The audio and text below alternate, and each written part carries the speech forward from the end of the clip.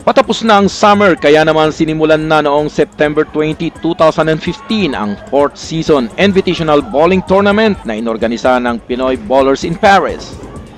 10 kuponan ang magtutunggali para masungkit ang kampyonato.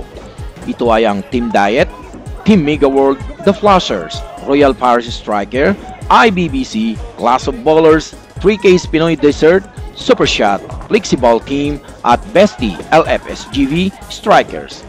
Nang opisyal ng buksan ng tournament, nagpasiklaban ang magkakatunggali, may strike, spare at hindi nawawala ang nahuhulog sa kanal. Ayon sa mga organizers, nagsimula lang daw sila sa 1st, 2nd and 3rd sa 5 kuponan lamang at ngayong 4th season ay umabot na daw sila ng 10 kuponan. Actually po, pang-apat na po ito, season 4 na po kami ngayon. So, nung first season po, 5 teams lang po kami. And then yung second season, 8 teams.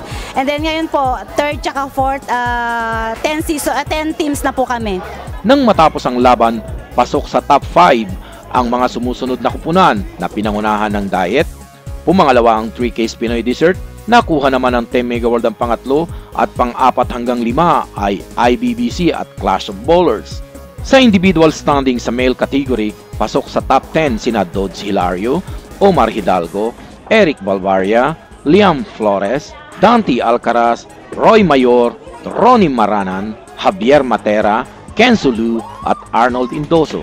Sa female category, pinangunahan naman ni Doris Marasigan, Net Martinez, Mary Jane Manalo, Ana Fe Marasigan, Angelita Garcialio, Jen Gimbao Libot, Tess Malabanan, Vilma Alias, Carol Swan at Jen Gutierrez.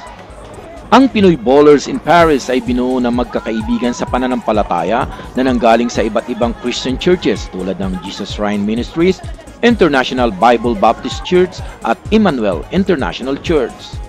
Christians, Muslims, Catholics at INC at iba pang relihiyon ang mga players at ang aim ng organizers ay para magkaisa ang bawat Pilipino sa Paris na hindi hadlang sa kani-kanilang pananampalataya. Ang aim po namin dito ay upang makakilala ng ibang kaibigan at una ay kami po ay magkakaibang church, Christian church. So yun nga po, imbes na nandyan lang po sila pag tuwing linggo, ay aim po namin makasalamuhan sila at makakilala po sa Panginoon. Itong season po na ito ay mix po sila, may professional and then may mga baguhan. Naka-mix po, yung mga teams ay binigyan po namin ng mga pro upang maging pare-parehas po yung tournament po.